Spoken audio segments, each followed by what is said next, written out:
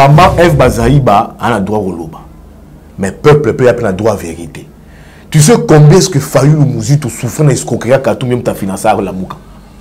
C'est une phase escroquerie de la part de Katoumbi. C'est que Mouzito a fait la réalité de la vérité. Mouzito a fini.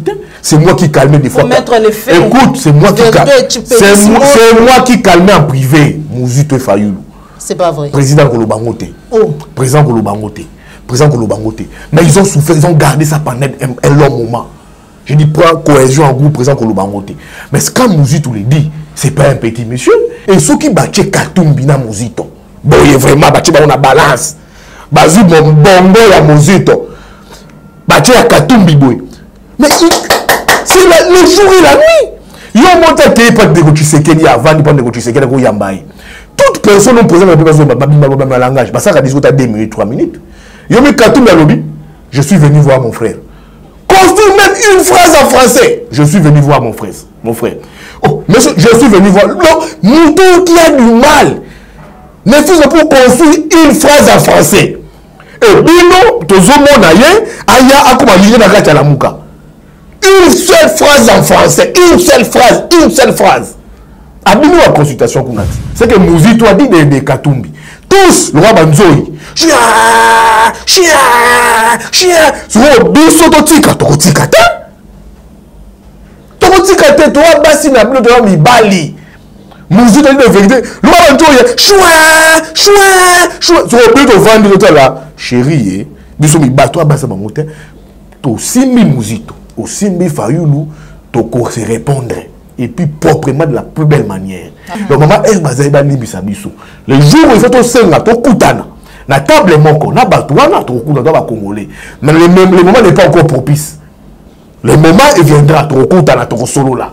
Et ça ils allaient rappeler bongo. Mais maintenant ce qu'on simbi Mouzito, au simbi Fayulu, tous on va pas laisser faire. Voilà. On va aller sur des faits. On a tangiawa moninga salisio. Di marpe moninga salisi en fait yo rosal c'est bon peut-être yo ba comme na minoko na bango quand on a bango peka na lubanga ba lobi jet au bemba ya ranango na ba consultation ba zoloba ce jet là c'est Katumbi qui a donné ça à Jean-Pierre on met bazalak les jet au Jean-Pierre Radebi que Jean-Pierre Bemba c'est un grand président à cause d'anga payer mbonga ko somba jet mais na minoko ba Katumbiste ba jouer ça ba Katumbi mo lobelanga jet à Jean-Pierre ayé nango ana et ça jet à Katumbi ça signifie quoi?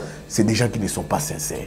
Président Bemba, dans l'entourage de Katumbi, il s'est dit déjà que Djeto Yakanango Awawa, pour la consultation, c'est le Djeto Moïse Katumbi à Pesayo. Informer à Pesayo, prend ça au sérieux, Benga Dja Katumbi, yo sali kambo, c'est vrai. Le sali kambo, comment le bal déjà, il a Pesayo information. Hier, il m'envoie des gens qui ont tellement, on a payé sur $5 000. Ah bon, déjà? Je dis non, je le dis. Je dis pas que Katumbi, je ne veux pas de ton argent. Je n'en veux pas. Congo ne bonga. Tout lia bien, tout me la bien. Mais qu'on benga ramoto pembeni, on va voir, deux bisous, tous en compte, il y a Charman, on peut se voir, il y a quelqu'un. Non. Monsieur, ma vie, c'est pas $5 000. Ne m'envoie plus de gens. Ne m'envoie pas des gens, M. Katumbi Chapou, Soriano, ne m'envoie pas des gens. Toujours lutter contre la corruption, hein? Mais des gens qui vivent de la corruption, ériger corruption mode de vie. Je dénonce ça. Je ne refuse de prendre cet argent.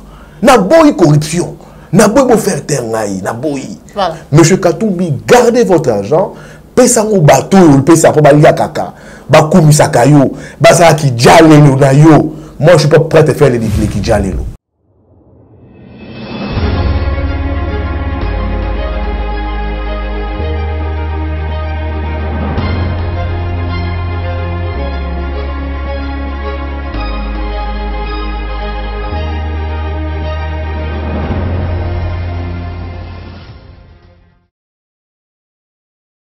Balandia, la chambre de vérité, vous allez belé beaucoup de sur la banda, Kunabino, Mukolmalelo. Merci surtout la confiance beaucoup renouvelée. Mikolonion, vous allez s'abonner, vous allez benga, vous allez copier ça conseil, si gestion, peu vous allez ça la reproche par rapport à Etumba, vous allez na yango pour Namboka Nabiso, République démocratique du Congo. Bande ko balandi, plus qu'à télévision, 6G, tout dossier financier à la Mouka, ça fait couler beaucoup d'encre et salive. Voilà, Mukolmalelo, na bengi du sous moko ya bapandisango moko ya baimboka pour te analyser naie pour te solo naie to yeba solo ya makambo o parce que makambo komo bimebele tweet pe ya mama Eve Bazaiba o asengi ete baboma moto pourquoi parce que peuple azali na besoin ya maenyo surtout zali ko découvrir les lots mais kasi na plateau na ngam ngomodelo na kozala ngai mon côté nazali na mona mboka Yves Bouya pour tout solo naie sans plus tarder la question mbote mona mboka Yves Mote maman Joël Ekombe bonne santé santé qui taka.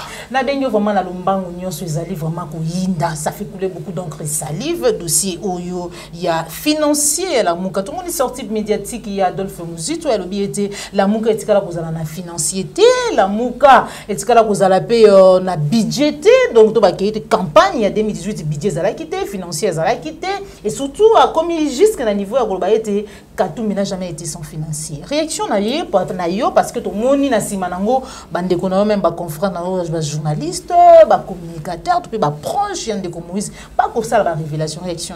Est-ce que Makambo ancien premier à lobby Adolphe Muzito à lobby à Kosi le Komokota à lobby Makambo ils avaient la vérité ils allaient polé il y avait pas de budget ça non la zalaki nani maman budget ceux qui budget zalaki ba lobby c'était à hauteur de combien ba pesa biso preuve facture libellé, bordereau la banque, décharge. Le problème c'est que non, mon tonné Katumbi qui financier, a financé la campagne à la Mouka. Il y a président élu Martin Fayulu. Financier tout homme d'affaires, toi ça la ratique la traçabilité. Ce qui ont affecté Mbongo, il ne faut pas commencer. Il faut bima la Mouka zagi na budgété. Bazana Mbongo yokani balobi. Tous un idéal, tous chaque leader, Bemba, Katumbi, Muzito, Fayulu, Babibiche le bon na poche, Babimisi, Bachango pour la cause na bango. Nous n'avons pas besoin de bongo. Le budget, c'est quand le problème s'est présenté. Balobi, Félix Kamere Bakiri, Babi, toi, responsable. Toi, homme politique, tous un la cause mort juste, une cause commune, il faut toi avancer. On ne peut pas reculer. Les 4 leaders Azumbongo na compte na yachi la table. Tout avancé. Souvent, Babi Salomon Skadela, Azalaka trésorier. Oui. C'était très normal. Tant les 4 leaders Basani Sakimbongo, Bazo Kimbongo, Basimbi Sakie. C'est pas que Mbongo a Katumbi te. Bembache, Katumbi a Chembongo, Fayulu a Chembongo, Mbongo, Basali plan à campagne. Basali bureau à campagne. Balobi na Mbongo, Zwambongo, qui est le trésorier, Salomon va pessier. L'équipe à campagne, on a qui battu. Toute tendance politique bazali ba leader à la Mouka. Bachaki F bazali bazala ki na kati. Bachaki papa Pierre bazali na kati. Bachaki te belé. Gala kendaki na siège à G7 pendant la campagne. Na moni place où on déployer le justice kuna awa na siège à G7. Na moni d'abord il faisait face à un très sérieux problème en logistique. Déploiement des kits. Les matériels posaient problème. Même d'impression, il y a pas calico, t-shirt, ça posait problème. Gall a posé papa Pierre Lumbe son homme question. Je lui ai dit, mais c'est quoi le problème ici? Parce que Bino, tu reconnais tes campagnes à l'américaine. Katumbi wana. Albert Abatou, je vais mener une campagne à l'américaine. Mais le bélier bonbon a campagne de ça. Dans la bonne campagne, tous les gars il y a un problème de déploiement bakit, il y a un matériel logistique. Campagne à l'américaine, il fallait 4 jets. Il y a jet moi pourquoi? Il fallait 4 jets. Tu as campagne, ils ont eu du mal pour passer le déploiement. Ils ont eu du mal. Jet, il fallait 4 jets. Quand on succès d'orgueil à Katumbi, une campagne à l'américaine, j'ai les moyens, je ferai appel à 4 jets. Jet, il y a Moko. Jet, au Mouna, tous contribuer pour nous. Tu as fait ça personnellement? Je te dis, ils ont contribué à dans la maison, jet. Ils se sont renseignés, louer jet pendant une durée de la campagne. Pour la durée pendant les 1 mois de campagne, et puis j'étais rentré, ils ont payé. Ils se sont cotisés. Mouton dans le budget. C'était combien de combien? Personne ne le dira. Papa, il a budgété. Et quand Muzito dit, les gens s'attaquent à Muzito. Maïtou Muzito à Loba, na propos naïe, sur la crise Yamboka, les pistes de solutions. Les gens ont élagué, c'est là, non! Muzito a dit des responsabilités financiers. Et tu vois, agitateur autour à Katoum. Tous ces agitateurs, des commandeurs. Ce sont des commandeurs, ils sont des journalistes, ils sont des communicants. Comment ça? Mais ce sont des commandeurs. Ils ont un téléphone. Allô spécial, Salomon Escadé au moins ce que j'ai dit, regarde ce que j'ai fait, passe à Western Bazumong. C'est les commandeurs des agitateurs. Tout le monde est journaliste engagé. Maman, je mets tous dans le même carcan. Bateau tous au monde, basi vidéo, journalistes et politiciens, comme c'est des commandeurs. La souka soit ça ma agitation, il demande de l'argent. Pourquoi? Parce qu'autour de Katumbi, il n'y a aucune conviction. C'est des gens où il n'était jamais construit sur base de conviction. Il s'est construit sur base de l'argent. Parce que l'argent, les agneaux surtout, mais bon, c'est que l'argent ne résout pas tout. Donc, c'est du mensonge. Attaquer Muzito sur le plan et à principe. Sur le plan et en plein de crises. Sur la lobby. Oui, quand tu as lobby. On a débat d'idées. Mais débat d'idées exactes. Oh, alobeli Katumbi boy. Alobeli Katumbi. C'est pourquoi j'ai dit maman Joël. Mon torto, il va s'apprendre à Fayulu. Il va se prendre à Muzito. Va me rencontrer sur son chemin. C'est base de parce que Batoa... C'est ce qui va s'apprendre dans Bango par rapport à la gestion. Babi Muzito n'a pas de leçons à donner aux gens. Bango nyon so bambongo ba kocha makele le lui dit que non Katumbi ne peut pas être ton son financier. Katumbi kuna babi financier. Donc comme il a débat makamambongo yo no ya gestion ya mo. Ngala lobeli na chimana te. Moto tout au roi s'attaquer na Muzito na Fayulu. Eux bazoko représenter leadership, légitimité à peuple. Fayulu a un trophée. Donc, trophée photo mémaillé. Si la belle élection qu'il y a, seules les élections que jugé sont à Fayulu, ceux qui sont en 2023 et que le peuple a jeté des venus dans le leader Moussous, ils ont l'engagé, ils ont l'autre. Donc, se soumettre à la leadership, mais ils ont le leadership, il y a fort de thé. On va se soumettre. Là, ils vont souffrir de la leadership, il y a Martin Fayulu, ils vont souffrir de leadership, il y a Adolphe Muzito. Attaquez Muzito sur le plan d'idées. Soit l'objet, Katumbi n'a jamais fait la mouka. Il a été l'un des leaders. Pourquoi? Pourquoi on discute sur base de preuves. Muzito a dit, Yo Katumbi, il y a pas de preuve. C'est toi qui as financé. Tu as financé à hauteur de combien? Ils sont toujours comme ça à Katumbi. Comme na minoro bango. Quand on a bango, la consultation. Ce jet là, c'est Katumbi qui a donné ça à Jean-Pierre. On met Bazalak. Les jets Jean-Pierre, Jean-Pierre Bemba, c'est un grand président. À cause de payer jet. Mais na minoro Katumbiste. Jouer c'est Katumbi jet à Jean-Pierre Aye Nangoana. Et ça, jet à Katumbi. Ça signifie quoi? C'est des gens qui ne sont pas sincères. Attention que nous avons pour la campagne. Je sais que tu as fait ça pour le Congo. Tu es avec Kabila, ou avec Kabila. Mais nous avons en commun que cette province n'a pas été pillée par Katumbi. Lisez les 13 lettres de Jean-Claude Mouyambo. Les 13 lettres de Jean-Claude Mouyambo. Jean-Claude Mouyambo vivant aux journalistes qui ont Jean-Claude Mouyambo. Il est ici derrière à Kinshasa. Lucas, les 13 lettres de Jean-Pierre Mouyambo dénonçant la même gestion de Moïse Katumbi à la tête de la province du Katanga. Abeba Mouyambo pourquoi? Il est Katumbi, pourquoi Abeba Mouyambo? Jusqu'à ce que Mama Mouyambo a découvert que Katumbi a pillé les Katanga, a sali 13 lettres du début jusqu'à la fin. Moi, c'est pas un pillage. Et on dit, non, écoutez, c'est quand même quelqu'un. Toutes ces personnes-là, il n'y a aucune conviction. Nous sommes dans le schéma, il y a peuple. Dans le schéma, il y a conviction. J'ai dit ici, maman Tatiana, mon tout, il y a s'apprendre.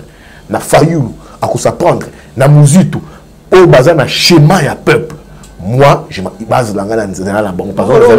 Mais gestion et à Katumbi, alors que Muzito aussi a géré les pays. Ceux qui le l'ont quand même, que non, tant qu'on va colober la Kabila, Zira qui boit Boumimbo, Katumbi ou Moïse Nani, Muzito aussi en fait partie. Mais oui, voilà la question que posons, mais pas Muzito.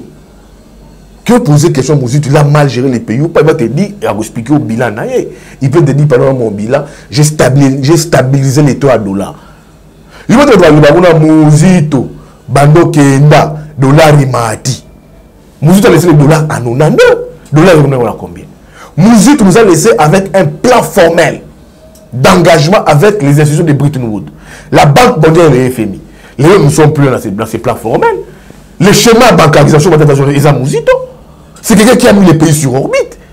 Maintenant, qu'est-ce que c'est? Azam a bêté. Oui. Il a ses failles. Mais moi, je dis, il a stabilisé le cadre macroéconomique. Il a stabilisé ça. Les lots, on veut renouer avec les Bretton Woods. Les lots. Parce que c'est la preuve de bonne gouvernance. Mais Mouzou, dans la tribune, il nous a laissé en contact avec les gens à Bretton Woods. Maintenant, est-ce que nous sommes en contact avec vous poser ma question, moi je sais, c'est quelqu'un. Alors, ce qui, moi, ils ont permettre de soutenir Mouzito, je les soutiendrai. Mouzito, je te soutiendrai. Moi, je te soutiendrai. Parce que vous avez un schéma et un peuple. Vous avez un mouton, vous avez une légitimité de Martin Fayoulou. Et Bissot, tu as pour la consultation ou quoi? C'est consultation, c'est ce qui fait Martin a été. Il y a un ballet diplomatique au sein de la Fayoulou. Bigo, ou à Félix, l'envoyé spécial à Macron, il a même vu Fayoulou. Le schéma est déjà connu. Le triangle est déjà connu. Pour la crise, il faut battre autour d'une même table. Et parler de la crise de légitimité, 3 acteurs. Martin Fayoulou en premier, parce qu'il a la légitimité à peuple. Félix Tshisekedi, il est président d'exercice. Il a peut-être les stylos. Nego Kabila a le patron de la majorité. Il faut les mettre autour, tu ne vas pas discuter. C'est pour dire quoi? Naminito, Nambokoyo, rien ne peut se faire sans Martin Fayoulou. Pourquoi? Parce qu'il a la légitimité des peuples. Et moi, Yves Bouya, aussi longtemps, il aura la légitimité des peuples, du peuple. Moi, je vais les soutenir. Aussi longtemps, Fayoulou, Mouzito va rester autour de Fayoulou. Autres ont considéré le rôle en Kenya coupe. Moi, Yves Bouya, je soutiendrai.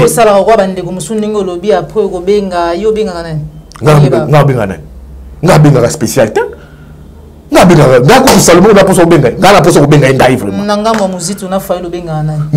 des relations privilégiées avec Mouzito et Fayoulou. Il combat dans Mouzito et Fayoulou. Et ça combat chop. Quand même, il faut reconnaître. Maman,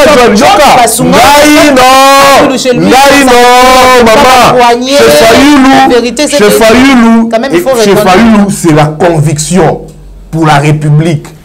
C'est des idées autour de la République. Et chez Mouzito, c'est ça. Je suis jeune, non? Je vis bien avec ma plume, mais je mène des convictions. Ma conviction dans la privée, je crois à cette République.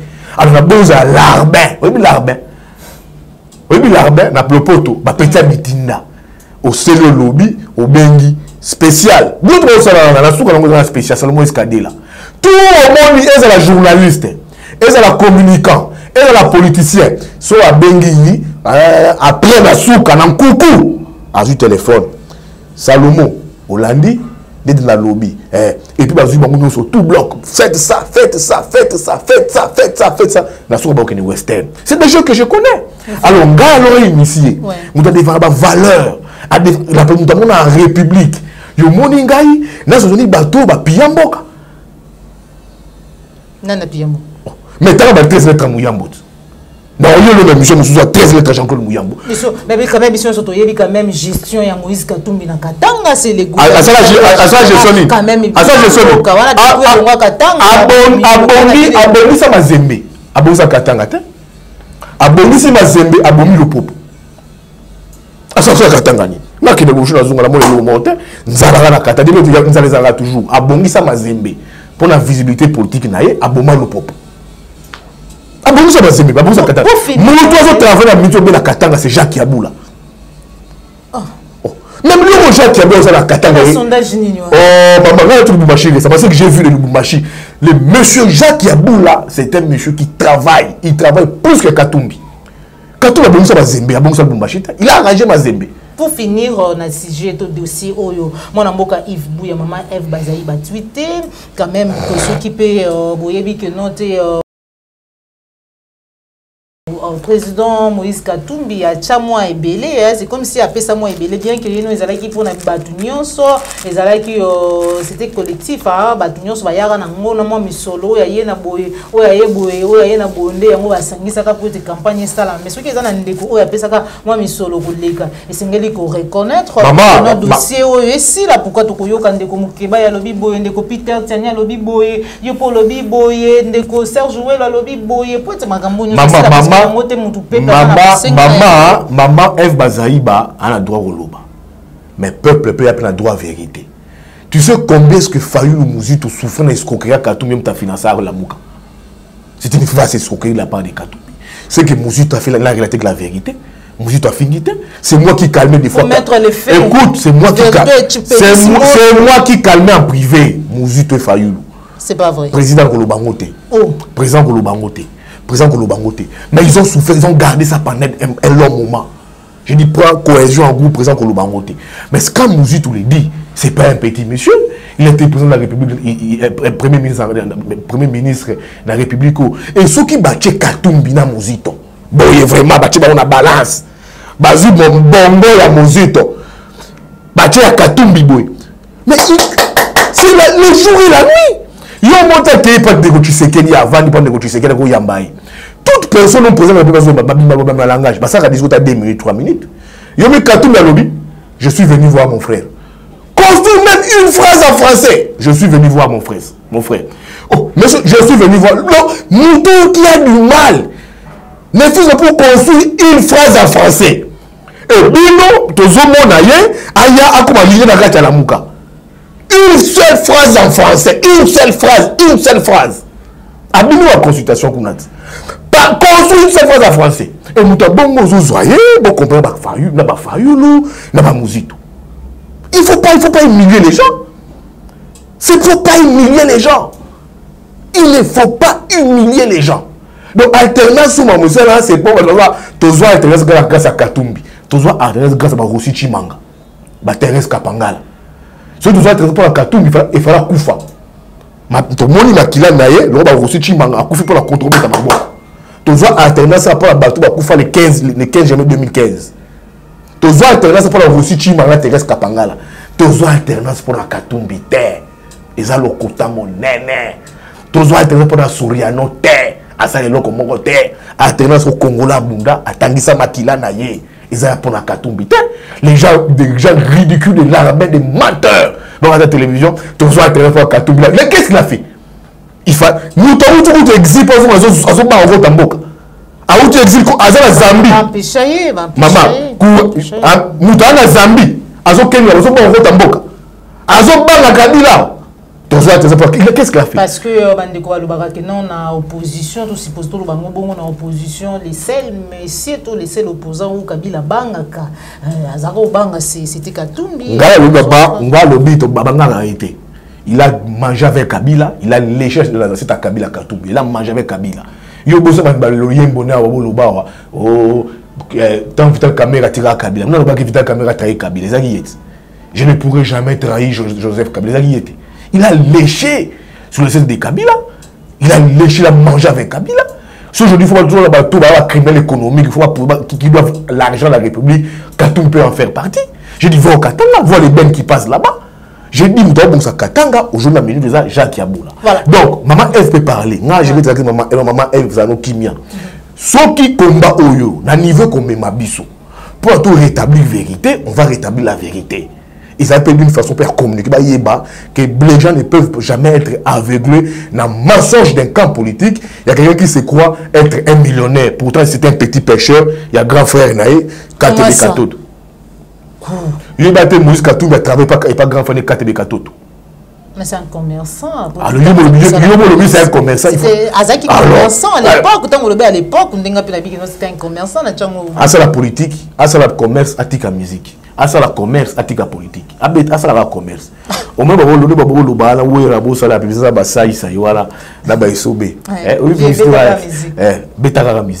Donc, c'est la commerce, atika politique, il peut pas Fayulu, il peut pas Muzito, ça la commerce, il est bon pour le commerce. Donc yo le bato mususu abayawa, oh akenaki na ndako Muzito, j'ai vu un député provincial ici, même pas des poignées, député finga ba maman, même pas des poignées et tout qu'on sort à côté qui na chasse d'eau, amoni Muzito la côté na la chasse d'eau té, à côté suba, yo mutoko suba yo accompagner qui oh, le jour où on y pédé. Donc, Moutoko Souba, yo a compris le la chasse dotée. Dis-moi l'ingratitude des Amabé. Parlons de vous, ces Amabé. Maman Tchala Mouana, merci pour le Yemboana et commis pour la biso slogan à mi coloniaux sur ingratitude. Moi, je mettrai sur ma table tous les ingrats. En commençant par un député provincial ici. Mouzito a l'ambongo te. Mouzito a Koya. Yaza l'ambongo pour la campagne. Yo, on l'ambongo à Mouzito. Comment ça? Yo député provincial wana ngai na accompagné Koliambonga Muzito. Posez question. Ta maman na koufaka. Muzito ne peut pas parler de ça. Moi je vais pas, j'étais témoin. Quand sa mère était décédée, il a enterré sa mère avec les gens de qui? Quand vous n'avez pas Muzito, moi j'étais là. Que les gens m'excusent. Que les gens m'excusent. Muzito ne le dit pas, moi je le dirai. Quand sa mère est décédée, il y a un espace Beauvant. Que les gens nous disent, pour quelqu'un d'ingrat, tu as nourri ta famille avec les gens de Muzito. Tu as nous tout aidé. Nous avons un véhicule au Tambour. Un des véhicules où nous avons payé ça, le premier véhicule, élégance 230 de couleur grise. Il avait un chauffeur qui s'appelait Z. Écoute, contrat, Moussala, tu es Ndima rapide. Ndima rapide, Ndima rapide. Ndima rapide. Nga moutou tout na yambongo na Ndima. Attends, c'est ma oui, je na yambongo na Ndima. Moutou ke baby. Pour avoir la mémoire. Moutou ke pas chauffeur na Z, paix à son âme. Kuna na bandal. Mémoire et baby. Azul là. Est-ce que je ne suis pas Moussito, pas Moussito, Moutuka Moussous, Moutuka Ake. Par contre, je Moussito déjà à Kena Kamer na Bukavu. Il rentre ici. Avant Zonga, Moussito convie tous les patrons de presse ici. Achille Kadima, Alain Koyi, pour notre collègue Eric Massimo, avec des publications en journal. Baki va nous allons en récompense du don des véhicules. Après, si on a 230 de couleur jaune. Eric Massimo rentre. Il fait rapport à Mike. Mike dit non, tu vois, comme je dois cet argent, tu gères les véhicules. À gérer véhicule, 2 véhicules. Voilà, ils ont une gratitude. Maman n'a pas fait. Moi, je dirais pas, je n'ai pas comme toi, matin à maman. Moi, je le dis, on va prendre l'argent chez Mouzito. C'est plus de 5 000. Même me dit. Mouzito, Katumbi wapi. Tokei na zamani à bureau privé Mouzito. Mouzito prend l'argent. Parce que Mouzito connaissait les parents de Mike. Mouzito na Mike, c'est une vieille amitié qui date. Papa kouf, maman koufi, ayaka na isangi pa na bango akei. Ba organisation azumbongo apesi. On sort de là. Ngana ye, tozaki à 4. Nga ye son ami Dido. Son ami d'enfance ba yura na source de Dido. To bimi à 2 pas zamani ti rompe forest comme akena Emilio. Asombi 3 costumes. Na mbongo ezali moi Katumbi. Na Emilio 3 costumes faut la maman. Zéro maman, ingratitude tous les ingrats. Il faut tout bim, c'est bon pour l'élé. C'est pas bon. Il y a un bon amoutou et puis tu as tu costume cravate, tu viens au insulte à ramoutou. À Kéina Emilio, il a sorti 3 costumes. Bilamba l'attaka. À Sombi, il était en jogging. Alors on dit jogging. À Sombi, c'est à changer Bilamba. À Sombi, Bilamba, la petit chauffeur. Alors on a regardé 3 costumes de la maman. Tu as un espace Beauvant. L'espace Beauvant, ils ont à peine inauguré. Les espaces Beauvant, 2 matanga. Ils viennent l'espace Beauvant. Il loue l'entièreté espace Nyon Soana, Moutoile de la Matangate, Abimi Simbonga Fouti, $1,500. Espace Bouvana Maya, palais du peuple. C'était l'argent de Katumbi. Il était en foi avec Katumbi. C'était l'argent de Katumbi. Toka tu dans l'anga pour maman passer à ma boque batom. Non, la maman nangai, motomota akunda maman, motomota tekawa, qu'est-ce qu'il vous faut? À ce moment, Bambisi, Thompson, il sort l'argent, il donne. C'est l'argent de Katumbi. Ils ont mis Katumbi. Parce que Mouzitou n'a plus d'argent. C'était l'argent de Katumbi. Maman a couffé du bimbi, a vu qui t'a quitté le bosso, mais dit bouya. Ça ici, shed. Parce que nous avons bien à Mouzitou comme mon shed. Tu bien à shed. Tu bien à shed. Shed, ça a mis comme quoi. Tu zuis, tu check it. Mouzitou viendra et tout consort boé, tu check it, place one. Mouzitou a matangate. Lui-même me dit, la plus grande contribution qu'il a reçue, c'était la contribution de Mouzitou. Ça nageait entre 5 000 et 6 000 $ pour enterrer sa maman. Moutapé sur mon coup de maman. À ça, je sais que d'abord, ça fait mal de perdre un proche parent. Mais Moutou, c'est permis. Moi, je ne peux pas, moi, j'ai vécu ça. C'est moi qui suis le témoin qui j'ai vécu ça. Quand je vois du mensonge comme ça, moi je dis, je ne peux jamais se débattre pour cautionner le mensonge. Il prend son argent. Et c'est obligé de le faire. C'était au nom de l'amitié, il le faisait pour un ami. Mais même pour ça, on ne même pas que c'est ami de la vie. Même pour ça, tu ne peux pas penser. Sikolo lui-même dit la grande contribution, c'était des mouzitos.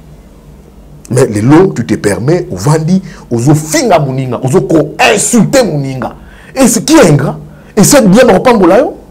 C'est au pambolayo. Et au vandi, non, mouzito et tout, comme ça, boye, moninga et dokunda maman. Dans ta pauvreté, dans notre pauvreté, moninga a péché beaucoup na maman. Maman, il s'en passe dans mon thème.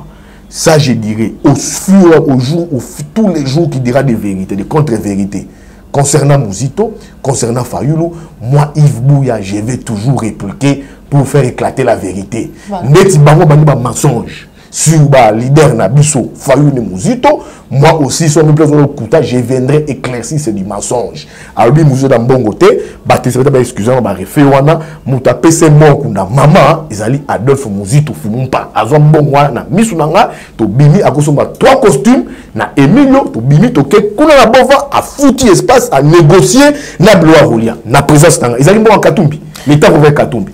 Et bien sûr, dans bon Mouzito Yaki, ma tête a dit Gimbongo. Bonjour, Batina Gimbongo. Notre gouvernement me disait. Parce que là, il y a une organisation à Matanga Mama. Batina Gimbongo Yaki. Mais lui-même me dit que les plus grands montants, c'était les montants de Mouzito. C'est comme ça l'ingratitude. Maintenant, hier, tu as vilipendé Kamere. Tu as insulté Kamere. Que c'était un voleur, un escroc. Mais on fait des petites sœurs. N'a pas information dans la UNC. Kamere prend de l'argent à Timélé. Viens, un journaliste dont j'étais là. Comment ça encore? Comment ça? Mais Marambo, je crois que non, tu es le maman F Bazaï Balobi et Singeli Makambo, moto et Boumana. Parce que oignon sont ceux qui peuplent là kaka chaque jour ma révélation ils ont fait ça bango makasité ils ça bango courage maman il y a le révélation ils s'offrent le luxe bango se s'offrent le luxe d'insulter des gens que ndakunaye toilette les poignées à la raté maman elle va alimbisa biso to kondongwana na mbongo to pesi mayele to ndongwani to pesi mayele to ndongwani to pesi mayele comme ça respect quota. Et au champ où tu mets la moto, que avant la fin de la moninga, la namita longa moko d'abord. Parce que moi, je n'aime pas les ingrats. Tu vois, Biaz, le député provincial, là, il a insulté Kamere ici. Que c'était un boulanger national, c'était un escroc. En tout cas, la petite soeur. Kamere envoie de l'argent, j'apprends que c'est $2500. Vient un journaliste, c'est bon, jeter les noms. Obéli Kamere présent, merci. Mais aux Alakanaï, pourquoi qu'on fingaye, au quoi il m'a tangatili mutumbongo. Et biso bata bongo nous tolalaka tous les jours penser à Congo tolala bata bongo to chabango ani merci si photo la batu veto dira le veto moi je peux pas accepter moi je peux pas accepter quel que soit les mal de Mouzito il n'est pas parfait mais tangu à s'aligner na moto azali choix ya peuple il faut tout soutenir yé bato ba la choix peuple te ba la choix peuple te donc là avec cette agitation je comprends. C'est un combat, un contre tous. J'engage ce combat, je vais mener ce combat ici parce que Naza n'a qu'à la vérité. Toutes ces personnes, c'est des coopérants. Ils veulent plaire à Katumbi, ça l'émission, et puis l'affaire, ils comptabilisent leur affaire, peut-être pour plaire à X copines. Mon nom a péché Moutouka. Ils ont une petite œuf, un véhicule pourri. Mais ce véhicule-là, toi les députés provinciaux, ça ramassait toutes tes copines ici, dissimulées à travers la ville. Toutes les copines. Ça faisait les tours, je m'ouvre bosso, avec ton chauffeur. Toutes les copines. Ça, c'est notre problème. Mouzito a déjà parlé. Mouzito a déjà dit des vérités. Ils doivent se taire. C'est un combat que nous allons mener jusqu'à ce qu'on va se faire respecter. Contre la vérité, nous allons. Ce qui est la vérité, c'est une vérité. Ce qui est le kouta, na lobeli bana poto. Na lobeli bakunde la congolais. Na lobeli bato wa moto a lokuta. Contre vérité, contre Fayoulou, contre Mouzito, ces gens-là tokondongo ana bango. Donc pour dire maman Eve, à limbi sa biso na minito, à limbi sa biso na minito yo, on ne peut pas prendre voir des gens baya qui se pensent être des millionnaires, pourtant ce sont des faux millionnaires. Le gouverneur là qui est rentré. Alors biso na katanga na lofoya, le barani. J'ai pris d'argent, nasu na mbongo te botiré sous Félix te Félix a moninga ngai azo permettre ngai na récupérer ba bien na ba minéraux na ngai. Toi qui as l'argent yo ozala mbongo oui ozala mbongo ozala millionnaire balaki so siège balobi siège ezaliawa ensemble ils ont un siège te yo bien ngo baloué la siège ya awa ya MSR ya papa Pierre Lumbi personnel siège ya MSR côté station ma campagne ba collaborateur balobi que non siège interfédéral ya famille UM Kalon place MLC siège interfédéral bazo te kalopango wana 700 000 800 000 moi témoin ba pesier katumbi rapport a somba lopango wana a besoin mbongo te toi millionnaire. Comment ça? C'est ça. Une photo que vous vérifiez. Maman, on a la personne, maman, on a le bel libre journaliste, il y a balabala té. Je suis informé. Naza journaliste à balabala té. Balaki c'est siège ouana, ils ont l'avenir enseignement. Place siège interfédéral, il y a MLC et Zali. Côté au siège à MLC, côté au siège à MLP. Il y a président Franck Diongo. Siège interfédéral, il y a MLC. Ils ont deux niveaux en étage. 800 000 $. On parle de l'information à Katoumi. Katoumi, j'ai pas d'argent. Ils veulent installer. Oui, les soi-disant millionnaires qui a financé Katoumi, qui a financé la campagne de la Mouka. Incapable d'acheter un siège à 800 000 $. Ici, on va implanter siège. Il y a interfédéral ensemble avec qui vient à Kinshasa. Paye ça bon. Katoumi, j'ai pas d'argent. Francis Kalomba, il hypothèque sa propre maison. Sur Kimbondo. Quand Kalomba faisait les travaux avec Francis Kalomba, j'ai dit à Kalomba, mais vieux, tu fais quoi ici? Habite au siège interfédéral. J'ai dit, ah, c'est tu as les maisons, nous avons un bon amour. J'ai dit, oh, président la situation est chaotique. Les soi-disant millionnaires. Voilà, moi, je Yves Bouya, tu as une émission dans Bisso, qui va réaction, le lengeni, le faire couler beaucoup d'encre et salive. Et il y a mon amboka Yves Bouya, maman. Bon, ma camboyo, maman Eve Bazaïba, maman Eve Bazaïba, moi aussi. Bitumbo, tu m'as mis bali. Toko ndongwana, toko finga na te, mais toko ndongwana. Au fingi fayulu, tu réponds proprement. Parce que bon, aussi pour toi finir Katumbi. Ils ont supporté. Ils ont fini. Au moins, vous savez que Fayoulou, c'est que Mouzito a dit de Katumbi. Tous, le roi Banzoï. Chia. Sur le biso totika, tokotika te. Tokotika te, toi, bassi na bleu de mi bali. Mouzito a dit de vérité. Le roi Banzoï, choua. Sur le bleu de vendre de là, chérie, biso mi bateau à bassi ma montagne. To simbi Mouzito, au simbi Fayoulou. Toko se répondre et puis proprement de la plus belle manière. Tu dis que si tu n'as pas d'argent, dans la zone d'ingratitude, comment est-ce que Moutouana a laissé à Salisayo, a aidé à la vie? Peut-être Yoko Sel et bon pété. Peut-être quand tu es au Koufa, on rendre Moutoua sincère ou anate. Donc si tu as Salisio, maman, il faut qu'on démarre la vie. Donc maman, elle va s'aider à Nibisabiso. Le jour où il faut que tu aies un Koutana, la table est mon na Batouana, tu as Congolais. Mais le moment n'est pas encore propice. Le moment il viendra, tu as ton solo là. Et ça, ils ont rappelé bongo. Mais maintenant, ce qu'on simbi Mouzito, au simbi Fayoulo, tous, on ne va pas laisser faire. Voilà. On va aller sur des faits. On a Tangiawa, Moninga Salisio, dit Marapé Moninga Salisio. Peut-être Yoro Salisio, bon, peut-être Yoro Koufa. Merci beaucoup, mon amboka Yves Bouya. Mon amboka Yves Bouya, l'objet tout le monde, meeting aérien. Ba Pepo, tu peux bande, avion, il y a bande Angola. Armée angolaise, tout le bongo parce que zali bongo avion ou ya armée na oya biso moko basali meeting donc lobby ezaki spectacle à na Kinshasa mais d'après ba commentaire il y a bande ko biso ba journaliste RTNC ba lobby ezali avertissement contre qui et pourquoi kana éviter la distraction la belle bazo kufa mikolonyoso bazo vivre maman tous les jours to kufa to peut ba leki bana. On doit faire un spectacle dans des meetings aériens pour ces deux avions. Il m'a dit qu'il y a des vieilles Caracas. Bon, sur le lobby, monsieur Matai, il y a un carburant. Sur ça, vous avez dit quoi? Là, les gens meurent à Béni tous les jours. Tous les jours, les gens meurent à Béni. On viole tous les jours. Poche d'insécurité. On viole nos mamans là-bas. Bon, on a une solution. Car on est meeting aérien, ça vous amène quoi? Ça a arrangé quoi le problème à Congolais? Les Congolais dans les noirs, ils ont maïté, ils ont raté, ils ont sous-payé, impayé. On est trouve pour rien. Le président de la République a promis des choses, 20 millions d'emplois. Il fera du Congo l'Allemagne de l'Afrique. Alors comme ça, Pays-Bas 25%. On est juste là à 10%. Donc, il va créer des petits millionnaires, des petits milliardaires. 2 ans et demi à mandat, on a vu quoi? La biso, meeting aérien, avion l'écolo. Pourtant, les pays en difficulté. Les mandats du président de la République, ils ont à moins 0. C'est même pas 0, un mandat, moins 0. Parce que ton boulot, non, coalition, FCK, je ne mets nulle part.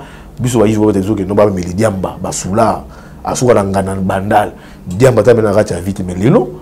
Tout le langage que moi Yves Bouya doit être l'homme le plus heureux maman et Joël. Mais quand je disais ma coalition que c'était une coalition, un mariage incestueux, batakanga, finganga, insultanga, babena côté, na Félix. Moi qu'est-ce que j'ai na Félix? Moi qu'est-ce que j'ai? J'ai à voir quoi? Je vais gagner quoi? À ça, président de la République n'a pas. Pourtant, vers 3e année, 4e année, on a pécabou, au communaie, na soukanango partagé. Maman, Aza ennemi n'angate. Le président de la République, c'est pas mon ennemi. C'est un Congolais, dans son sang coule le sang des Congolais, autant que moi. C'est quelqu'un que j'ai connu tant que j'ai parti à l'UDPS, Aza est président de Rassemblement, j'ai fait des interviews avec lui, je l'ai accompagné un moment. Mais je suis contre sa gestion. Donc, critiquer, c'est quelle république au monde il faut que quelqu'un sens mon corps. Quel sens autoroute. Non, on ne peut pas critiquer. Ils sont beaucoup à on a eu raison. Oui, un fils du pays, le fils d'Étienne, oui. Mais là, sur la balance, il y a quoi? De tout ce que les Congolais vivent ici. Mais vous m'avez passé $9. Mais oui, c'est encourageant. Oui. Mais pas Congolais qui est wapi. Visa et la tracasserie. Billard, ça pose problème. Ça va poser problème. Donc, ils ont une goutte d'eau. Hein? Ils ont un petit problème au Congolais. Mais le problème Congolais, ils sont énormes. Je vais applaudir. Moi, je ne suis pas haineux, mais sauf que moi, en principe, je dis que chez moi, je suis contre. Chez moi, je suis contre. C'est comme Ghana dénonce un mariage incestueux. Et bon, ça me dit, maman Joël. Tout le monde était contre moi. Tout le monde. Mais si le monde était un monde, il y avait ingratté. Les gens, même l'UDPS, Yves Bouya, tu avais raison. Même l'UDPS, les Kaboum de la m'ont combattu. Les Augustin Kaboué m'ont combattu. Donc, on a battu Yves Bouya, et là, il a nous de noces dans Kabila. Kabila a parlé de l'alternance. Au fil de Kabila, on a un problème. Mais moi, j'avais déjà dit ça. Mais regarde le discours de l'UDPS. Regarde le discours de tout le monde. Que un mariage, on fait Koufa. Mais ceux qui ont besoin de marier, on peut s'en merci. Donc tout ce que je dis dans l'Ibomate, j'analyse. C'est pour te dire que pour la Kabila, mariage Kabila, tu sais, c'est difficile. Parce qu'il y a un accord lié bango, tellement besoin de pareil bazali. Pour le mariage Koufa, tellement pareil cotiser. On parle ici, ça sont des débats de émissaires pour parler avec Kabila et Félix. Oui. On parle ici, Félix Kabila, à l'international, une discussion avec témoins clés par un accord. Ils sont allés voir Kagame, ils sont allés voir Al-Sisi, au Kenyatta, ils sont allés voir Cyril Ramaphosa en Afrique du Sud. Ça signifie quoi? Ça autour d'une même table. Pour la stabilité, il y a Afrique autour d'une même table. Ils ont un bali, moi, si so bandi, ok, pas parrain. Parrain au Sanine, avant le divorce au Sanine, on a table bon, on va discuter d'abord. Donc, pour s'émanciper, c'est encore trop tôt. Donc, si Kabila, par Félix pense résoudre cette crise ici, sans Kabila, c'est un très mauvais calcul. Il est obligé de se référer à discuter. Alors, c'est là où je dis il faut aussi mettre en place un mécanisme. Les mécanismes mettre aussi en place, autour de cette table-là, Martin Fayulu a la légitimité. C'est là où, comme Mouzito dit, ils allaient Kenny, pour partager le pouvoir à 3. Il faut autour de ce triangle, il faut tout à 3, trouver issue de la crise, il y a 4 Mboko. Donc, il y a des avions angolais, il y a des avions. On a pu ceux qui avions moko. Ils ont dit, maman, ça arrange quoi dans les problèmes des Congolais? Congolais, ça n'a pas de Congolais, comme ça, on a bidon dans la Moutuka. Et déjà, Roger Deso a annoncé que non, jusqu'à les 24 heures, après les 24 heures, on a provisionné Bissot, mais je te dis, il y a la goule qui a bloqué. Maman, ils ont des Roger Deso, ils sont à l'arrêt. Ils sont à l'arrêt. Ils sont au Koufa. Ils sont à produire. Là, c'est pose problème. Non, c'est là il y a la goule qui bloque. Tant que le président de la République a la prestation, c'est un juge dans le pays du peuple. C'est là qu'il y a la blocalité. Elle fait sa blocalité. Le président de la République est allé organiser sa prestation de serment, bah, juge Naye n'a pas eu du peuple. Le service à présence sécurité kuna, bah, juste ça, le protocole d'État a accueilli, et là, bah, juste on va prêter serment, le président est parti. Là, la justice n'a pas bloqué. Donc, si on va conseiller à président de la République, on va manquer le président de la République de respect. Tu sais, on va pour sa président Moté, elle vient de bloquer qui bango. Quand on mène des actions, dans ma Kamouna, c'est pas. Quand il y a un dépassement budgétaire à la présidence, c'est pas la FCC, hein. Oui, c'est les FCC, parce que, bon, pas les... non, dépassement budgétaire. Parce que 2500 soldats, on va sécuriser Joseph Kabila, va aller payer. Maman, bon, et ça le coûta. Ce qui fait que non... Non, maman, et l'autre, ça déjà, quand il y a un fonds qui est déjà budgétisé, on n'est pas à l'état d'un fonds budgétisé pour dire qu'il y a un dépassement, non. Le salaire de Kabila est budgétisé. Il y a une loi dessus. La loi portant statut d'ancien chef d'État. Oui. C'est budgétisé. Ils ont un budget en boca. Et puis, ça émane, ça émarge dans le ministère à budget. En quoi est-ce que ça concerne la présidence? Il concerne la présidence de la République. Son circuit financier, c'est le ministère à budget. Maintenant, Bino va payer Bino fonds pour le fonctionnement de Bino. Et que mon imbongo wana et kokite dans une moussous. Mais si vous avez justifié mbongo wa combien de détournements? Si on voit la présidence, c'est un détournement. Comment? En 2016, l'argent qu'on réservait pour les saisons de 2016, que l'autorité budgétaire du Parlement a loué, affecté, on va permis pour les 2016, et bon faire constater dépassement de la primature sous Matata, dépassement de la présidence sous Kabila. Mais c'était la même opposition UDPS qui criait. La même opposition de l'UDPS, les flancs Diongo qui criaient. Bah, Sami Badi Banga, tous les gens en commande, on n'a pas eu du peuple. Les conférence de presse, dépassement de la présidence, dépassement de la primature, mon élection. L'argent, on peut ça, mon élection. On peut causer des dépassements. Ils ont condamné ça. Mais il y a un dépassement là-bas. Oh, la présidence n'a pas jamais expliqué. Pour à quoi ils ont lié ce dépassement. Les gens se sont tus. Mais on est en mode de la bonne gouvernance. Quand un dépassement n'est pas justifié, ça devient un détournement. Un dépassement va justifier à rien. Je n'ai pas budget dans les il y a 1000 francs. Pardon, 1000 francs ou 6 000 francs. On a posé à 500 francs. Pourquoi? On a posé à 500 francs pour ça là. Mais quand ce dépassement n'est pas justifié, ça devient un détournement. C'est là où je dis à Lingeti. Ou à les meilleurs inspecteurs des finances à Lingeti, tu vois qu'il y a la présidence. À ce moment-là, il y a le ministère de la Santé, il y a la présidence, j'encourage l'action. Sauf que la justice doit accompagner. Il y a encore des pesanteurs politiques dans le dossier Moussou, Somoni et Salemi, pour dire qu'ils vont peser. Oh, Kangete Mounanga, Azaba imité, l'Angeta Lobit, imité parlementaire, un sénateur, ou un député, pesanteur politique et Zali. Mais c'est une bonne action, il faut juste accompagner. Il faut que la République, la République. J'ai dit à Lingeti, on va enquêter la présence de la République. Là, il y a des dépassements. Autorité budgétaire, Assemblée nationale. Azo reconnaît le dépassement à plus de 14 000%. À qui n'est pas la Katanga, à Lingeti, à respecter la gouvernance de Katumbi. Parce que Katumbi, c'est des casseroles là-bas. Gaï n'a pas lettre tout ya Mouyambo. Les 13 lettres, moi je la semaine prochaine. N'a qu'au exhiba on lettre, ils ont 13 lettres ya Mouyambo. Il faut pas aligner ça qui est dépensé IGF. Bah qu'est-ce na Katanga. Bah tali gestion ya Katumbi, comment est-ce qu'il a géré? Soit on a Zupembo, il y a plusieurs moyens. Il y a plus oui, mais Kende, il faut enquêter battre la PK Katumbi. Donc ce Katumbi c'est quelqu'un qui a ragé Mazembe, il n'a pas ragé les Katanga. Il a laissé les Katanga pauvres à Tonga Katanga té. Aucun immeuble important dans la Katanga ezate. Ba terrasse ba tout salité. Je pense que c'était Pandeka Popo à Tonga moi même la gouvernorat à Tikayango qui a boulot sa bagesse Katumbi Tigani. À part stade Mazembe wana. Il a ragé Mazembe. Il a arrangé Mazembe. Abongisi Mazembe, abomi le popo. Le gouverneur dans la zone d'Ima Mikolo, na Katanga, c'est Jacques Kiabula 4. C'est un jeune, dynamique, intelligent qui fait très bien son travail et a un contact permanent avec Louchoua. Amoudou Matsara Farinte, il y a une farine dans Zambie. Jacques Kiabula a une farine dans Zambie. Mais l'ancien gouverneur voulait la farine en Zambie, l'ancien gouverneur.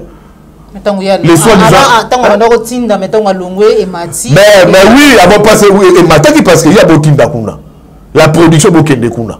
Parce que le jumelage des maïs. Oui, jumelage des maïs. Oui, l'ancien gouvernement des millionnaires, voilà. Oh, le jumelage des maïs. Entre les maïs à Lubumbashi et à Zambie, il y a un jumelage, brassage. Koto Zuba intérêt, Koto Zuba intérêt, Koto Mituke, Koto Zubaka, Ezoteka, Koto Kunash. Cop.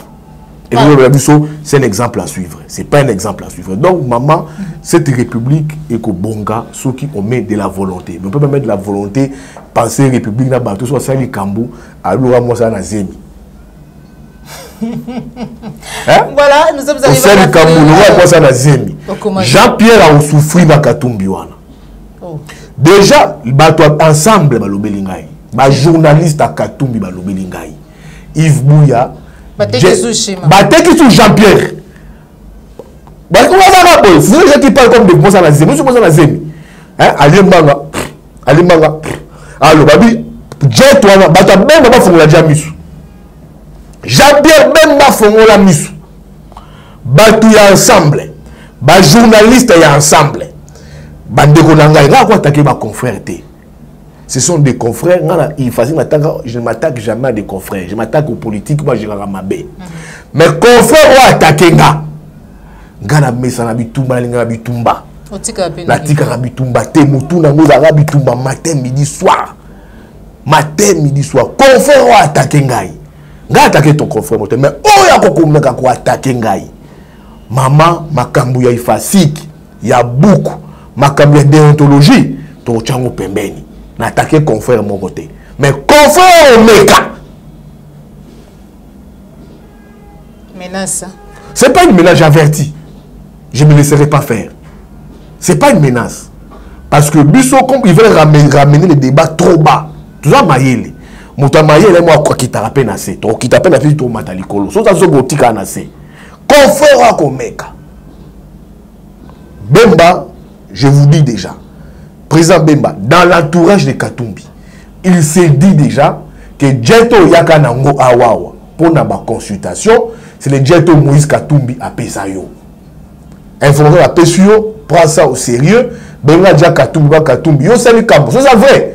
Le conseil comment le déjà il a pu sur information. Voilà, merci beaucoup mon amboka Yves Bouya pour répondre à l'invitation à Bisso. Numéro de téléphone pour na Baibagozana Bosenga pour partager nos caniciper message na Yasuka. D'abord on a très flatté na invitation na yo. Oui. Et surtout on a bossani pété joyeux anniversaire au président Eli Martin Faye m'a dit qu'on fêter à 64 ans l'aigle. Aigle. L'eau toi le bas politiquement et comment que dans les 30 décembre, il y a victoire, je dis c'est quoi le schéma, mais Yves, je mettrai un schéma où l'Europe a raison. Schéma, le PC a raison. Les alliés, plan de sortie de crise, les réforme. On ne peut pas s'en passer. Et tous les schémas qu'il a mis en place, la classe politique du PC a raison. Pourquoi? Parce que c'est un routine de la classe politique congolaise. Il était en 92 à la conférence souveraine. Beaucoup d'entre eux, soi-disant millionnaires, moi, je suis la mille qui n'a pas tout. Moi, je suis pêcheur dans l'entreprise à grand frère. Il y a demi-frère qui a 4 Toto. Wakatou, Fayoulou, Aza, la conférence en 92, Nabanani, Naba Papa Etienne Tshisekedi. En 92, ce boboï dans nos archives. Il était déjà conférence. Nous sous, Azali, nous pêcheurs dans l'entreprise à grand frère. Moi, quand je suis au collège Boboto, papa Azana va faire à papa Nemeka Fayoulou à la conférence souveraine. Donc il a l'expérience politique et la maturité politique. Il y a mon peuple et puis ça dit renouvellement là. Et moi je serai toujours derrière lui aussi longtemps peuple à Rosara toujours derrière Fayoulou parce que je ne peux jamais combattre le peuple parce que le choix du peuple c'est Martin Fayoulou m'a dit. Dans la prochaine élection, sur les ennemis, c'est plus lui, on va reconnaître cette réalité-là. Mais au moment là, pour l'instant, souffrez que ce soit Martin Fayoulou parce que c'est le choix du peuple. Et moi, je ne combats jamais le peuple. Moi, je me range derrière la volonté du peuple. Batouba Mouzouangaï, je suis sur les plus 243, 99, 16, 40, 242, plus 243, 99, 16, 40, 242. Donc, qu'on répond à agitateur, Tobi Bango, l'autre, ils sont journalistes, ils sont la politique. La tête comme journaliste, ils sont la journaliste, ils sont la politique, ils sont nani. Ce sont des gens qui sont à Falanga, na souka barobenga, spécial, au landingaï, na leka na western. Et puis, à la limite, c'est des miettes. 100, 200, 300 $. Bah, peut-être miettes, combien? Si on a dit, il n'y a pas d'engagement. Ah, Salomon a 200 $. Oh, le baquet tous, ah, sur moi, maintenant, c'est la conviction. Parce que là, on a Faoulou. Faoulou n'a pas l'argent à donner. Là, on a Mouzito, on peut s'attendre. Moi, je mène un combat sur base de conviction, sur base de peuple. Donc, c'est pour. Et puis, Katoum, il cesse de m'envoyer des gens. Alors qu'il a un bateau, pour ne pas corrompre, pour la rejoindre. Ah bon? Katoum, je n'ai pas besoin de ton argent. Là, pour ça, on a Katoum. Corrompt. Des petits gens, des petits esprits avec toi. Sois avec eux. Pas toute une langue, on va voir X, tel, tel boyer, et tout, qu'on soit une enveloppe du chairman. Je n'ai pas besoin de cet argent. Je vis bien dans moi, Karnanga, pas dans la foutaka, je mange même mon foufou, pas dans la foufouta. Sur le matin, corrompt tes petits gens, tes petits qui sont autour de toi. Pas tout peut s'arranger. Il m'envoie des gens. Hier, il m'envoie des gens qui ont tellement de monde, on a payé sur 5 000 $. Ah bon? Déjà? Mais je dis non. Je le dis. Je dis pas, je ne veux pas de ton argent. Je n'en veux pas. Congo ne bonga. Tout lia bien, tout me la bien. Mais qu'on benga ramoto pembeni, on va voir, deux bisous, tous en compte, il y a Charman, on peut se voir, il y a quelqu'un. Non. Monsieur, ma vie, c'est pas 5 000 $. Monsieur Katumbi, ma vie, c'est pas 5 000 $. C'est pas ma vie. Ouais. Je suis bien chez moi, j'ai vu bien ma maman jouer les orgueils, avec ma plume. Je vis bien. Avec les miettes que je gagne, mais pour moi, le Congo est gagné. Mais M. Katumbi, tes 5 000 $, pour mes terres, je ne les prendrai pas. Je préfère mourir de faim chez moi. Pesarambo, pas batouan, ma costume, tout le monde maître nayo, journaliste nayo, maître avocat nayo, journaliste nayo, député nayo, pesarambo bon wana. Ils ont des problèmes de vie à régler, ils ont des problèmes de maison, ils ont des problèmes de copines, ils ont des problèmes de famille. Moi, je mène ma vie dans ma petite pauvreté. Il y a un problème, il y a 2, 3 femmes, 4 femmes, 5 mandats, il y a un problème dans 5 véhicules. Non. Donc cet argent-là, M. Katumbi, ne m'envoie plus de gens. Ne m'envoie pas des gens, M. Katumbi, Tchapou, ne m'envoie pas des gens.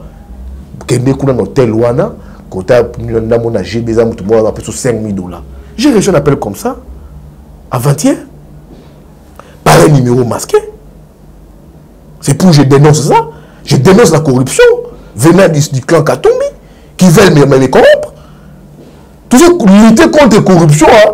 Mais des gens qui vivent de la corruption, ériger corruption mode de vie. Je dénonce ça. Je ne refuse de prendre cet argent. Naboyi corruption. Naboyi faire terre. Naboyi.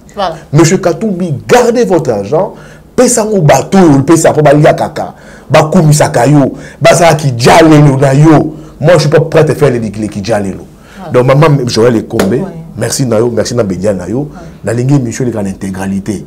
Surtout nous avons dénoncé corruption Katumbi dont je suis victime, la corruption de monsieur dont je suis victime. Je suis victime de cela. Et dans mon hypo, dans mon ça débarrasser dans le banc à télévision, dans le micro, je suis victime de ça. Voilà. Je reçois un acharnement pour que nous soyons Mongwana dans ces terres. Voilà. Mais nous sommes Mongwana.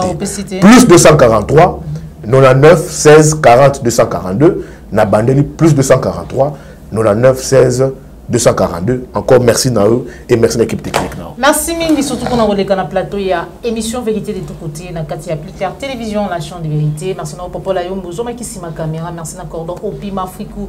Merci à Christian Bopaté, les référendums, autorité morale depuis Paris. Merci à Congolais, son papa Simon Bionco, papa Alphonse Tala depuis Italie, Ndeko Osengaki, Monamboka, Yves Bouya Yeoyo, Osengaki vraiment nazoyer, réaction à Lumbangu, Posake Belé, papa Simon Bionco, papa Nyonso, maman Joël Kombe, vraiment pour être bon encourager na musala zali ko sala matondo na bino tukutani bongo mbala sima soki ko la bate de biso au revoir.